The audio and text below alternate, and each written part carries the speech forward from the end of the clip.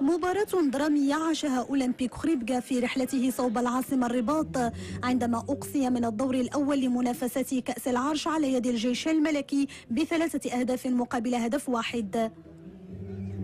أولمبيك خريبكا ظهر كشبح خلال الشوط الأول عندما سيطر الجيش الملكي على جل أطواره بمحاولات غابت عنها اللمسة الأخيرة، لكن ومن بناء هجومي واحد لفريق أولمبيك خريبكا كان كافيا لتسجيل هدف السبق في الدقيقة 21 والمسجل رشيد تبركانين. الجيش الملكي حاول إدراك التعادل، لكن محاولة اللاعب يوسف أنور لم تكن بالدقة المطلوبة، بل حتى رأسية المهدي النغمي لم تفي بالغرض لينتهي الشوط الأول بتقدم أولمبيك خريبكا بهدف دون مقابل. بعد الاستراحة تغيرت الخطط التكتيكية وظهر الفريقان بحس هجومي كبير سيمنح الجيش الملكي ضربة جزاء بعد أن لمست الكرة يد المدافع الخريبكي باكاياكو.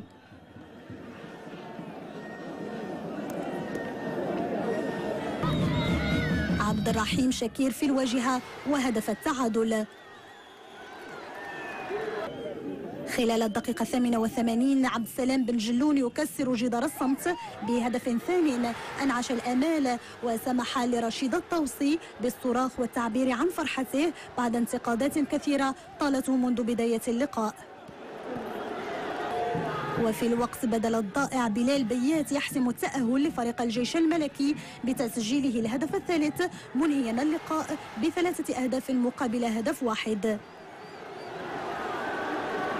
احنا اول مره كنلعبوا في ملعب الفتح، يعني حتى بالنسبه للفريق مازال ما واخدش يعني لي روبير ديالو داخل الملعب، ولكن ان شاء الله في المستقبل مع المؤازره الجمهور اللي نتمناو يجي باش يحتفل. هذه الرياضه فيها احتفال، فيها هذا ما فيهاش السب ما فيهاش الشتم. الحمد لله على كل حال. هذه مقابله كاس واللي يضيع التركيز تاعو حتى في اخر دقائق.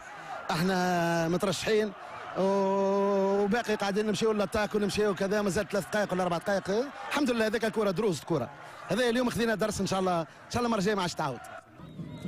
بتأهله إلى الدور الثاني يكون الجيش الملكي مطالب بإعادة ترتيب الأوراق وتجاوز الأخطاء الماضية إن أراد الذهاب بعيدا في منافسات أغلى الكؤوس.